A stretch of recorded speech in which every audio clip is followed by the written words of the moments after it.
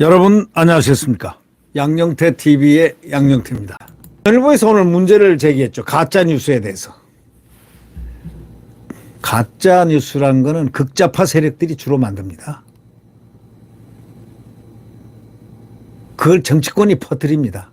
그리고 지지층, 예를 들면 개딸 같은 지지층들은요, 그걸 맹신해가지고 막 퍼뜨립니다. 예를 들면.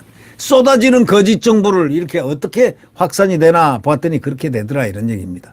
가짜 뉴스를 이제 요번에 더 탐사하고 그 김의겸이가 지어낸 청담동 그 술집 사건에 윤석열 대통령 끌어들이고 한동훈 법무장관 끌어들이고 김현장 변호사 30명 끌어들여서 그게 진짜처럼 얼마나 그렇게 확산되고 확산시키고 했습니까? 이 장본인 김의겸이라는 극좌파 비례대표 의원 또 더 탐사가 협업까지 했다고 하지 않습니까? 이거는 김의겸이가 실토한 거니까요. 그래가지고 가짜뉴스를, 이 어마어마한 가짜뉴스를, 아니 술집 확인만 해봐도 금방 할 걸 술집 확인도 안 한 채. 그러나 김의겸은 알았을 거다 이거예요. 이게 가짜라니. 어마어마한 사건이니까 안 알아봤겠습니까? 그러나 기획을 누가 했을까요? 이 사건은요, 나중에 제가 예언하지만은 그냥 명예훼손 사건이 아닙니다. 이건 뿌리채 아마 파헤칠 겁니다. 이거는 있을 수 없는 가짜 뉴스거든요.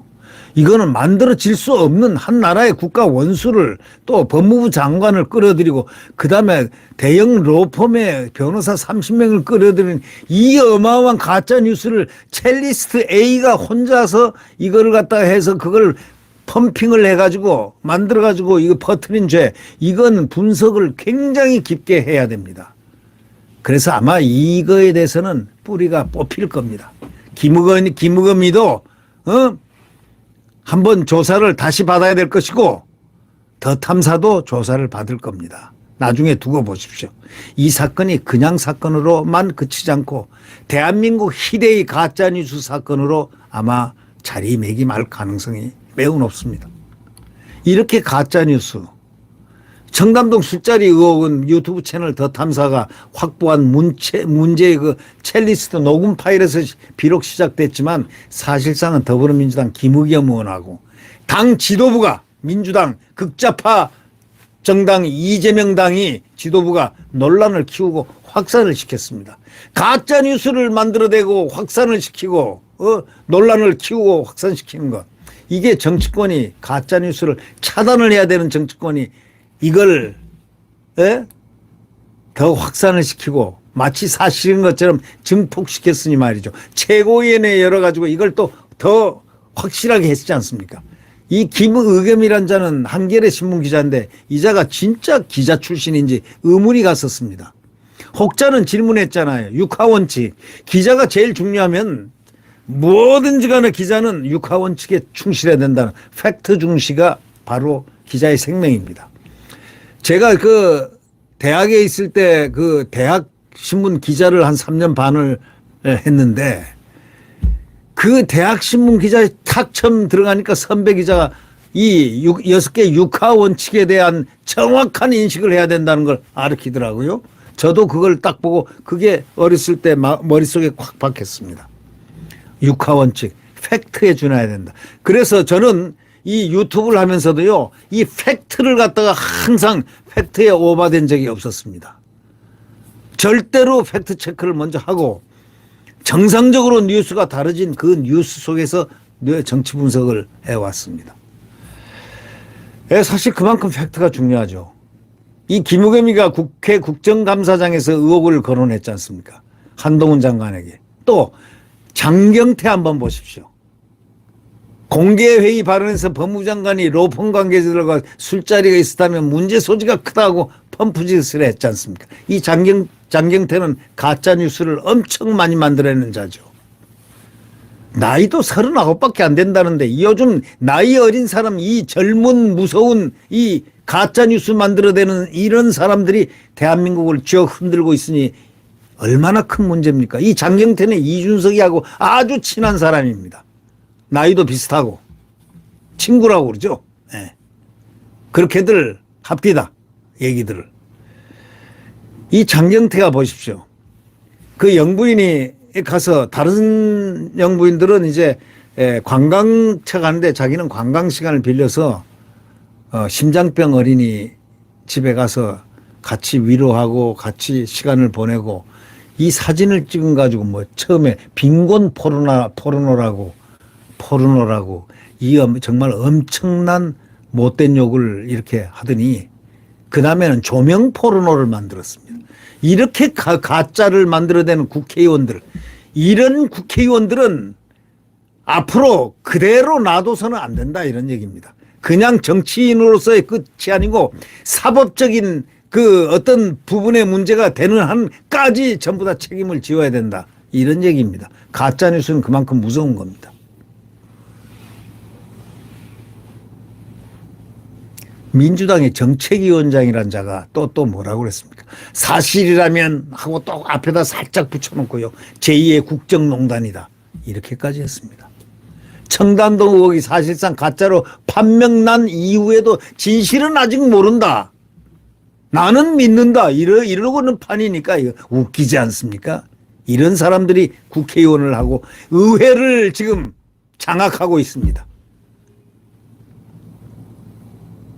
정치권을 타고 나온 말들이 유튜브와 인터넷 게시판에 막 퍼져나가고 퍼날르고 해가지고 이게 지금 말이죠. 최근에는 그 천공으로 알려진 역술인이 정부 주요 결정에 개입했다는 또 극좌파들의 가짜뉴스가 확산 중입니다. 지금. 구독자 7만 명 넘는 한 좌파 유튜브 채널에 천공이 과거 강연에서 노동쟁이가 없어야 미래 발전이 있다. 그 말한 장면하고 윤 대통령이 최근에 불법 파업과 타협하지 않겠다는 말한 장면을 이어가지고 붙인 영상을 게재해가지고 제목은 화물연대 짓밟기 이번에도 천고 가르침대로 했다. 이런 식으로 매도를 하고 있습니다. 가짜뉴스를 만들어내고 있습니다. 영성 게재 하루 뒤에 구독자가 90만 명이 넘는 유튜브 채널이 이틀 뒤에는 김어준이가 자신 방송에서 천공 영상을 계속 틀었습니다. 가짜가 그냥 완전히 나중에는 김어준까지 들어갔습니다. 예. 김씨 방송은 이 방송이 13일까지 조회수가 121만 회를 넘었습니다. 이런 가짜뉴스의 행진들, 극좌파들이 바로 이렇게 못된 짓들을 많이 했습니다. 지난 5일에는 김종대라는 사람 정의당 의원이 있죠. 예? 이 사람이 천공이 윤 대통령 부부가 머물 관저 물색 과정에 관여했다. 이렇게 했습니다. 천공과 동행한 것으로 지목된 대통령 경호처장 펄쩍 뛰었죠. 일면식도 없는 사람을 자기를 붙여놨다는 겁니다. 그래서 난리가 났습니다. 아마 김종대 아마 고발당했을 겁니다. 친야 성향 인터넷 게시판에서는 천공이 다 시킨다는 게 맞다. 이런 글들이 막 돌아다닙니다. 자, 한번 보십시오. 이게 지금 대한민국의 극좌파들의 행진입니다. 예? 이런 행진을 하고 있는 가짜뉴스의 생산자들, 극좌파들, 정치인들, 이것을 뿌리 뽑지 않고서는 대한민국이 바로 정치 문화가 바로 설 수가 없고 국민들의 어떤 정서가 얼마나 많이 피폐해지겠느냐. 이런 걸 생각할 때 이제 가짜뉴스와의 전쟁에서 가짜뉴스를 완전히 제압하는 그런 정부가 돼야 될 것 같습니다. 요번에 있지 않습니까? 그 영부인이 그 쓰레파 딱 신고 있는 사진을 갖다가 딱 내가지고, 혼자 실내화 쓰레퍼를 착용했다. 윤 대통령과 베트남 주석, 하고 이렇게 있는 데서 혼자 쓰레퍼를 딱 입고, 실내화를 착용했다. 이런 버릇이 없는 사람이 어딨냐. 이런 뜻으로 이 선전을 하려고 확 했는데 이게 나중에 알고 보니까 말이죠. 실내화는 맞는데 같이 배포된 다른 사진을 보니까 김 여사만 슬리퍼를 신는 게 아니라 주석도 슬리퍼를 신고 대통령도 실내 슬리퍼를 신었다. 왜냐 딱 봤더니 실내에서 차담을 하고 있는 겁니다. 이걸 갖다가 김건희 여사 것만 딱 떼가지고 김건희 여사가 건방지게 그냥 저 슬리퍼로 찍찍 끌고 실내 슬리퍼를 신었다. 이런 식으로 오해를 하게끔 만든 그 가짜 뉴스. 예.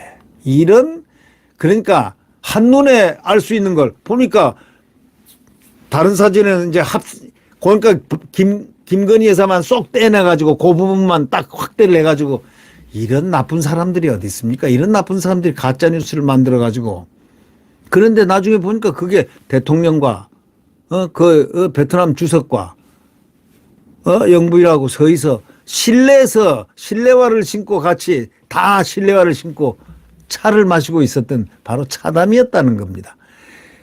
그러니까 이런 가짜뉴스를 만들어대는 극좌파들을 이것을 뿌리를 뽑는 법령을 만들든지 어떻게 하더라도 이 정권에서 좀 적극적으로 이 가짜뉴스를 타파하는 그러한 행진이 있어야 되겠다 생각합니다. 결국 가짜뉴스는 국가를 파괴합니다. 네. 가짜뉴스 안 됩니다. 이제 더 이상 가짜뉴스를 방치해서는 안 된다는 그런 생각을 해봅니다. 여러분, 국민 여러분, 지금 윤석열 대통령과 그 대통령에 관련된 가짜뉴스를 만드는 것이 극좌파들의 꼭 마치 임무가 됩니다. 그래가지고 정권을 퇴진시키기 위해서 온갖 시나리오를 만들어내고 창작을 해냅니다. 이런 극좌파들의 행태, 국민들이 지탄을 해야 됩니다. 윤석열 정부를 강력하게 서포트해야 되는 이유가 바로 그러한 이유도 있습니다. 가짜뉴스들에 대해서 해방을 시켜야 됩니다. 하마터면 큰일 날 뻔한 적들이 얼마나 많습니까? 자, 윤석열 대통령 지금 노동개혁하고 있습니다. 대한민국의 잘못된 지금 의료보험, 건강보험 지금 20조가 날라갔다고 어저께 발표했죠. 윤석열 대통령이 딱 봤을 때 얼마나 기가 막혔겠습니까? 문재인이 포퓰리즘 인기 얻으려고 말이죠. 거기다 CT도 공짜, 뭐 또 중국인들도 공짜. 중국인들, 외국인들 있죠. 제가 중국인들은 한 90% 정도가 여기 한국에 와서 건강보험 다 합니다. 재정을 갖다 수십억을 판내놨던 걸 아마 통계가 나와 있습니다. 재정이 파탄났습니다. 우리 대한민국 건강보험 이거는 말이죠. 세계가 아주 경이롭게 봤던 그 건강보험입니다. 이게 흑자를 항상 기록했는데 문재인이 들어서 가지고 완전 적자로 만들어 놨습니다.